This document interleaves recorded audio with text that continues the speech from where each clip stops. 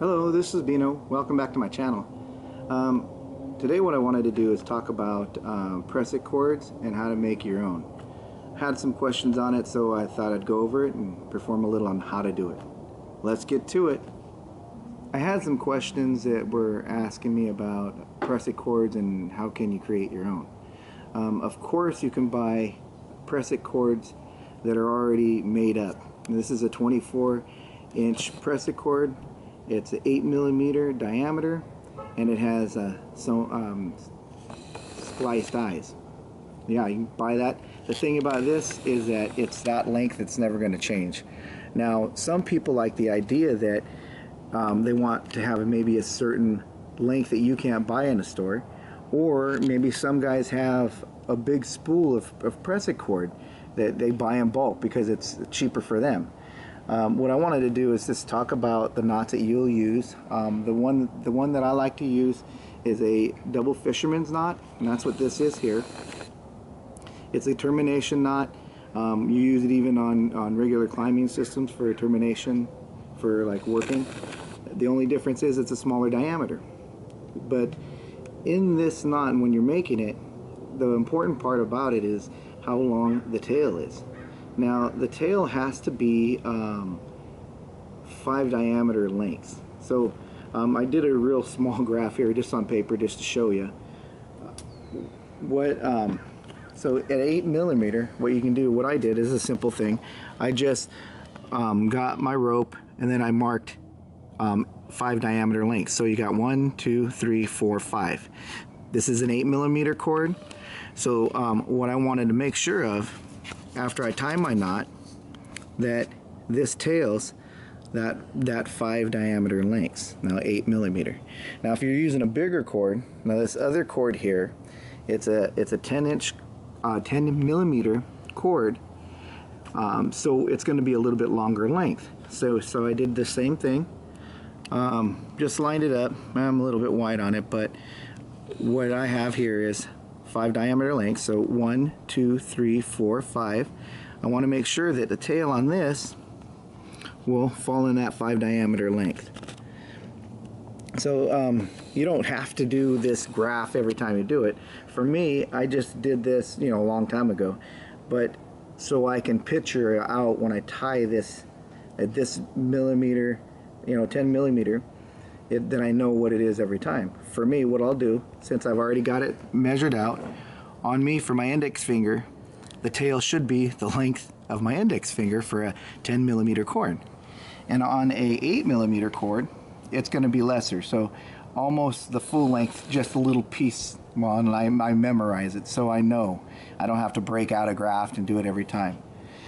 So what I wanted to do is show you how to tie it. So now what I wanted to do is tie the double fisherman's knot, also known as a scaffold knot. So here we go. What you'll do is you'll make a bend in your line, and then you'll wrap downward toward your bend. You go around twice, and you'll put your tail through and come back up to the main line. And now you're going to get the length that you want. You kind of hold it and then pull it. So I'm going to go a little bit less than that. Let me see. Oops. Almost lost it there. There we go. Alright. So that's about the length I want. Measure my finger. It's a little bit more than my index, but that'll work. And then I'll line up the eye. So I want the eye to fit into the carabiner. Oh, there you go. That's how it will sit in the carabiner. Let me take this off. Now for this 10mm cord, I'll grab this piece right here to show you about how much you're going to need extra rope to make this a fisherman's knot. So I'll pull it. Now if you line it up to a measuring tape here, it's a little more than 16 inches. So that would mean that if I'm going to make out of this 10mm cord here, a cord, I'll have to have 16 inches twice. So that's just for the knots alone. Then I'm going to have to account for the length in between. So on this one, I'll need about, for each of these, close to 16. Even though it's 8mm, it'd be less than 16, but for each of them, I'm gonna have that much length. Then I account for the length that I want. This one's about a 30-inch cord. So just know that when you're gonna do this, you're gonna have a lot of extra rope that you need to make the knots. The next thing I wanted to talk about is when you cut your cord. Some cords have some covers that are heat resistant, so they may not melt. This cord here is really good. If you cut it, you can melt it, you know, put tape on it, melt it, and then it stays in place. But there's some that are heat resistant, so they don't really do that. Even if you were to tape it, sometimes the cord will come out and it'll puff on you. So I wanted to show a little trick that I use. I'll get some thread and I'll put it through to hold it in place, then I'll whip it. So what I do is I'll get it so I move it so that the cover goes up to the end. I don't want to go too far down, but here we go. See, here I got it to the end here. Let's see. Okay, now I got it to where I want it to be. I'll get my thread, I'll just a needle, and then let me get this a little bit more. I don't want to go too far there. So now what I'll do is I'll stick the needle in, and I'm just going to feed it through. And I'll do a couple of wraps around. So I'm capturing the core. And this isn't life support. All this is meant to do is to keep the core in place so it doesn't run on you. You want to just have it in place, and then even the whipping. All that is to capture the end of the line. I'll just do a wrap around, and let me see. Put it right back through. Okay. So now that I got it captured, now what I'm going to do is I'll just make a knot to hold it in place. Let's see here.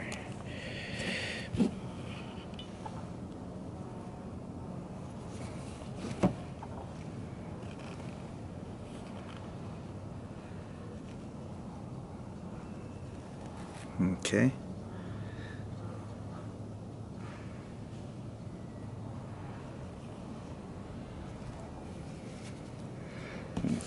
Cut this off real quick.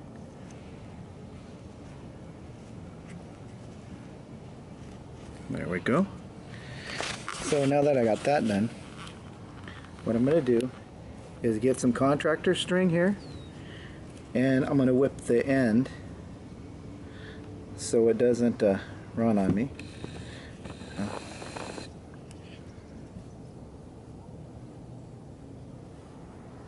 Oops. Okay. What I do is put a little bit of, melt the tip a little, so there it goes. So to whip it, I'll put the contractor string on it. I'll put a bite on over it, hold it in place. The spot where I want it to be held, I'll wrap over to hold it in place. And as I'm doing it, I'm doing my best to keep it super tight. So I don't want this cord to run on me. Okay, to the length that I want, maybe about a 1/2 inch or so.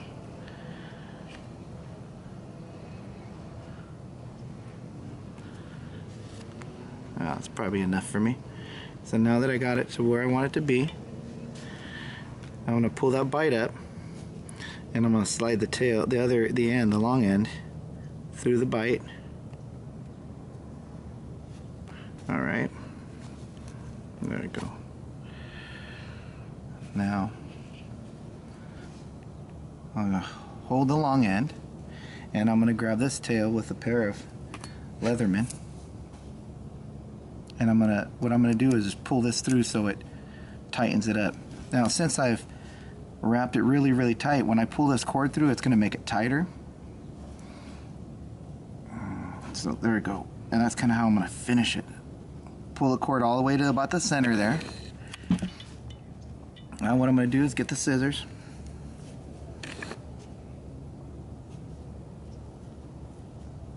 Cut that off. Cut this end off. Alright. Now to finish it off, I'm going to get my lighter and I'm going to melt the end a little. Melt the end of that and just nip this slightly, and then I'm going to see if I can melt the core a little. So what I want is so it'll stay in place.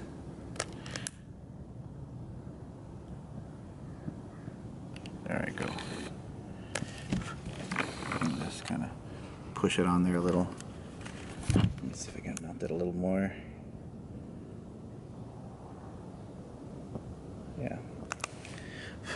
Yeah, so now that tip's going to last me a little bit longer and it's not going to poof. And that core shouldn't be sliding back and forth because that little thread that I put inside there. So another thing that I wanted to talk about, if you wanted to create a Prusik loop for, you know, foot locking, you can do the same using a double fisherman's bend. You'll use two of them to connect on the line. So I wanted to show how to do that also. In order to do that, you'll get each end and you'll pass them. And then what you're going to do is you'll do the double fisherman's bend. Now how to do that is you'll go downward on the line, do the two wraps, and then you go back up and feed it back through itself. Now remember, this is an 8mm cord, so for me I'm going to need about an index finger length. So let me see if I can do that here. Put my hand so you can see that. So there I go. So right there, that for me, that's enough tail that I need. That's one side. Snug it up. Now I'm going to go to the other side. So here's the tail, and what I'm going to do is I'll wrap it down on itself, going back down toward itself. I'll do the one and then the two, and I'll slide it through the top, and I'm going to work on the length that I want. I grab this part to bring it back up. I don't know if you can see that. Now, about right where I need to be. So I'm grabbing both of these pieces right here and then snugging the knot up, and now I'm going to pull the tail. Okay, so I'm going to put my finger there. For me, that's my scale. That's the length I want. Now what you do is you pull the other parts of the line, and there you go. So this Prusik loop is meant for, you know, if you like to do the foot locking technique, but it creates a loop, and this knot is a really good knot that won't come out on you. It holds really well. You can take it off, but once you put it under a load, it's really hard to do. If it's not under a load, what you do is you pull it